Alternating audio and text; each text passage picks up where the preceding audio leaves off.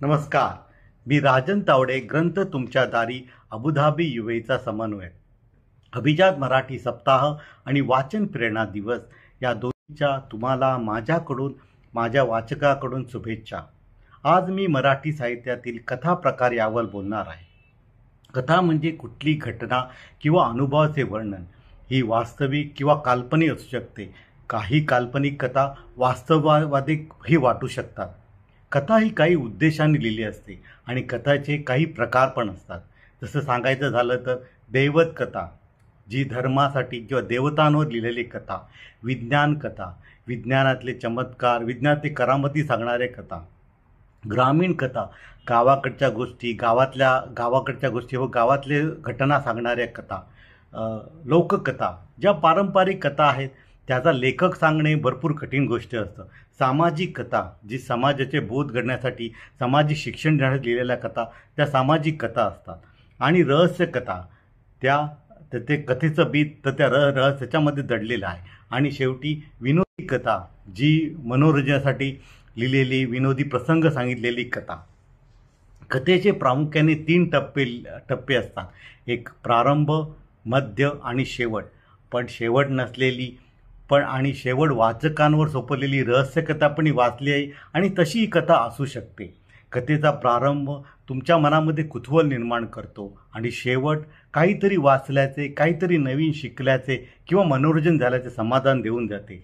कथेमध्ये एखादी घटना असते, कथानक असतं, पात्रे असतात, स्थळं, काळ याचाही उल्लेख असतो. पण ते लेखक कसं रंजक पद्धतीने ते लिहितो आणि वाचकाच्या मनात घर करतो हे महत्त्वाचं असतं. त्याचे विचार, भावना, घटना कशा वाचकांपर्यंत पोचवतो त्याप्रमाणे ती कथा प्रसिद्ध होऊ शकते. तुम्हाला, आम्हाला कुठली कथा आवडते ज्यामध्ये घटना, प्रसंग, पात्राची कृती, स्वभाव वैशिष्ट्ये, वातावरण इत्यादी हळूवारपणे उलगडत जातात. कथातील घटनाचं एकत्रितप्रमाणे कथेची मांडणी होते. आणि सर्वात महत्त्वाचं म्हणजे कथा उलगडताना प्रभावीपणा जपला जातो. कथाकार त्याच्या प्रतिभेने एखाद्या वास्तव्याचे आणि कल्पनेचे रंग भरतो. त्यासाठी तो निसर्ग, समाज, संस्कृती ह्याचे सहाय्य घेतो. एखादी विविध घटना मालिकेचे कथेमध्ये रूपांतर करतो. कथेमध्ये घटना महत्त्वाची असते. मूळ घटनेला कथाबीज असे म्हणतात. पात्र हा कथेमधील महत्त्वाचा घटक आहे.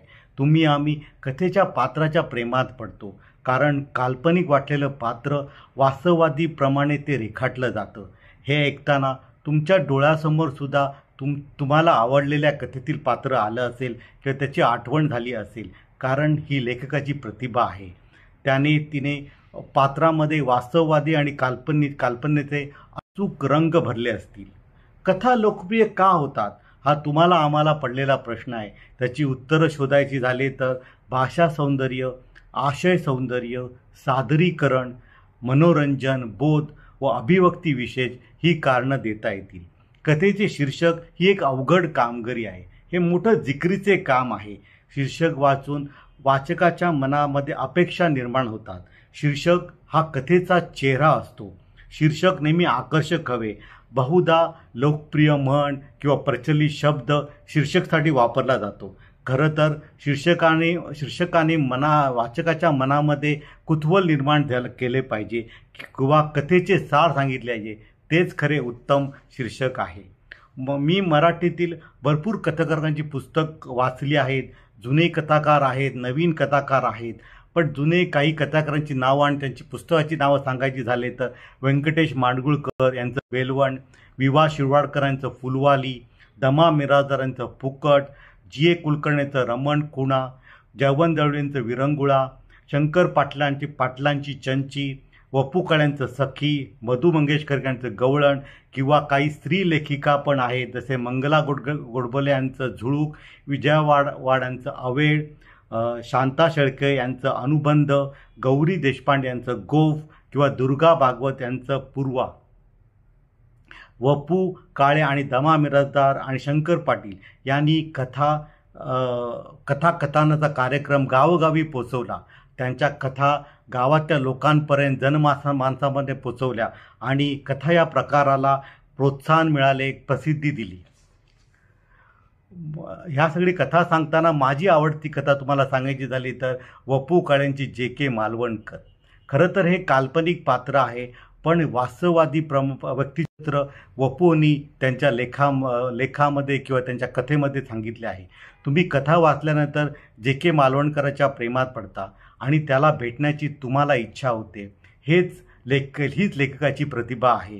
तुम्ही सुद्धा तुमच्यामध्ये जे.के. मालवणकर शोधायचा प्रयत्न करता. या कथेमध्ये मनोरंजन आहे, मनोरंजनाच्या आहेत, घटना आहेत, जीवनाचे सार आहे. त्यातील काही वाक्य तर तुम्हाला जीवनभर आठवत राहतात, तुम्हाला मार्गदर्शन करतात. साध्या भाषेत सांगितलेलं तत्त्वज्ञानच आहे जणू ते. उदाहरण द्यायचं झालं तर काही निराळंच वेळापत्रक घेऊन ही माणसं जन्माला येतात.